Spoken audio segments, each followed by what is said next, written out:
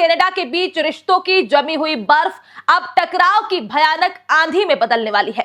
जी हां, बीते 48 घंटों में भारत ने ऐसा कदम उठाया है जिसने पूरी दुनिया में तहलका मचा दिया है। भारत ने कनाडा के 6 बड़े बड़े राजनयिकों को बाहर का रास्ता दिखा दिया है।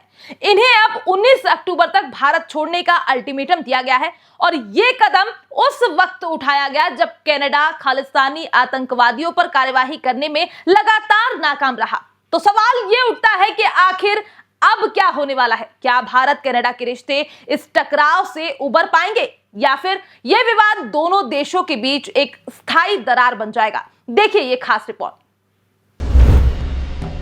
भारत ने कनाडा के राजनयिकों को क्यों निकाला बाहर?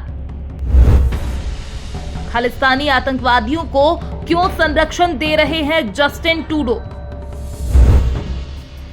क्या अपने नीतियों में बदलाव करेगा कनाडा या बढ़ेगा टकराव? क्या खतरे में है 70,000 करोड़ का व्यापार? क्या हो पाएगा भारत कनाडा रिश्तों में सुधार? क्या और भी सख्त कदम उठाएगा भारत? कितनी सफल होगी ट्रूडो की चुनावी रणनीति? सबूत मांगे जाने के बावजूद चुप क्यों है कनाडा? लॉरेंस बिश्नोई गैंग संग मिलकर कनाडा में आतंक फैला रहा भारत। कनाडाई पुलिस ने भारत पर लगाया आरोप। प्रेस कॉन्फ्रेंस में आरसीएमपी ने उठाए सवाल। कनाडा के पीएम जल्द करेंगे पीसी। आखिर ये सब शुरू कैसे हुआ? ये कहानी इतनी सीधी नहीं है दोस्तों।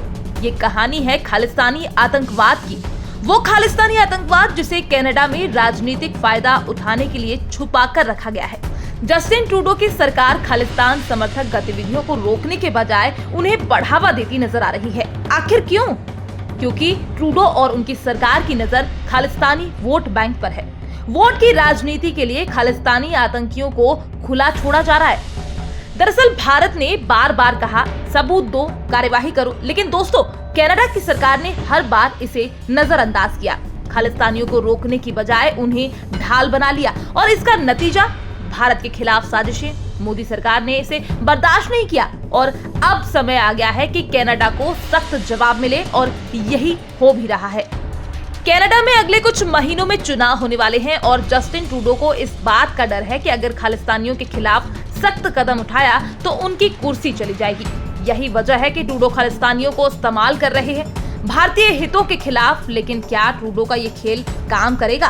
क्या कनाडा की जनता इस राजनीति को समझ पाएगी और क्या भारत इसके खिलाफ और भी सख्त कदम उठाने वाला है?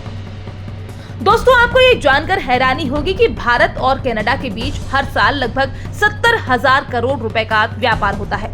70,000 करोड़। अब सोचिए अगर ये रिश्ते और बिगड़ते हैं तो इसका असर क्या होगा? दोनों देशों के व्यापार पर क्या असर पड़ेगा? दोनों देशों के व्यापारियों पर क्या असर पड़ेगा? और सबसे बड़ा सवाल, क्या भारत इस व्यापार को खतरे में डालने को तैयार है जब वो दुनिया में अपनी आर्थिक ताकत को बढ़ाने की कोशिश कर रहा है? ये सिर्फ कूटनीति की बात नहीं है, ये सीधा सीधा व्यापार और अर्थव्यवस्था की बात है। अगर भारत और कनाडा के बीच ये टकराव बढ़ता है तो इसके नतीजे गंभीर हो सकते हैं और सिर्फ व्यापार पर ही नहीं, भारतीयों के लिए वीजा, पढ़ाई और रोजगार के अवसरों पर भी असर पड़ सकता है। दोनों देशों के रिश्ते एक और दौर में जा सकते हैं जहां से पीछे लौटना मुश्किल होगा। अब जरा सोचिए, भारत ने कनाडा से कई बार खालिस्तानियों और आतंकवादियों पर कार्यवाही के लिए कहा, लेकिन कोई सुनवाई नहीं हुई। कनाडा सिर्फ बातें करता है, कार्यवाही नहीं करता। और सितंबर 2023 में तो ये मामला और भड़क गया था जब ट्रूडो ने भारत पर झूठे आरोप लगाए थे कि हरदीप सिंह निज्जर की हत्या में भारतीय एजेंसियों का हाथ है। निज्जर कौन था? वो खालिस्तानी आतंकवादी था जो भारत के खिलाफ साजिशें रच रहा था। लेकिन कनाडा ने इस पर कोई ठोस सबूत नहीं दिया, बल्कि ट्रूडो ने उल्टा भारत पर आरोप मढ़ दिए।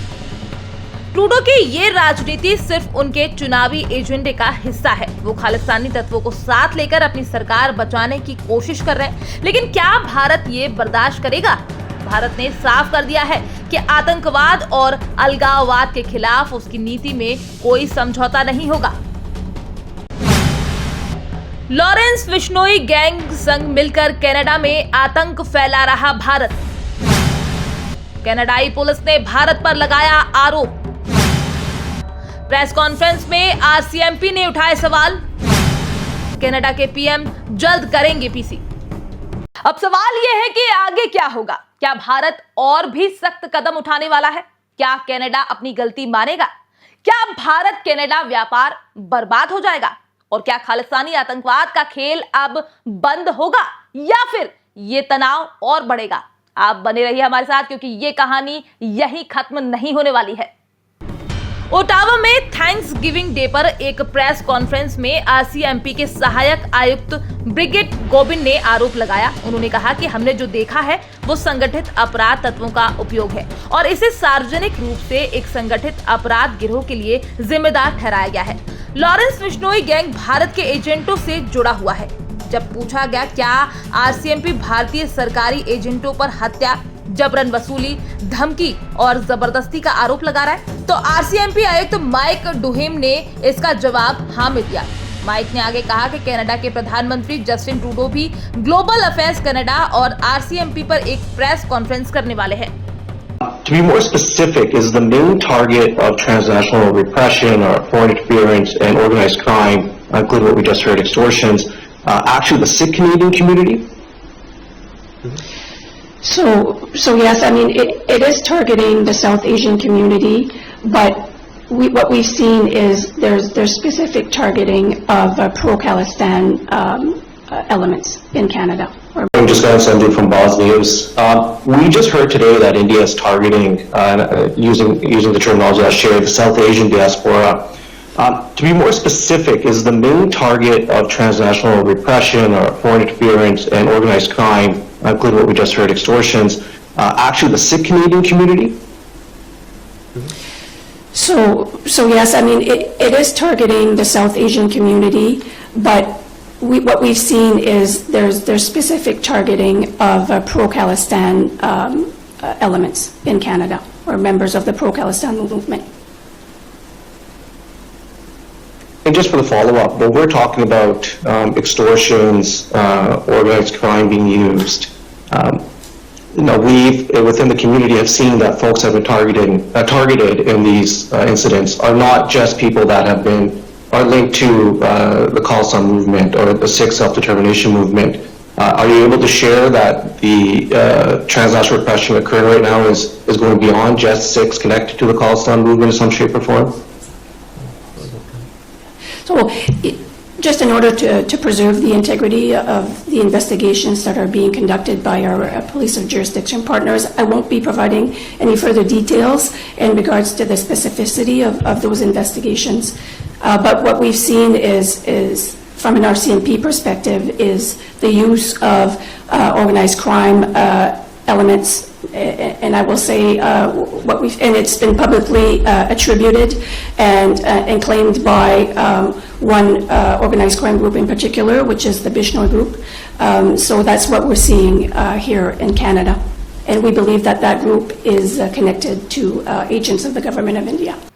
भारत सरकार की तरफ से कनाडा से अपने राजनयिकों को वापस बुलाने के कुछ ही घंटों बाद royal Canadian mounted police RCMP ने आरोप लगाया कि भारत सरकार के एजेंट कनाडा की धरती पर आतंक फैलाने के लिए लॉरेंस बिश्नोई गैंग के साथ मिलकर काम कर रहे हैं।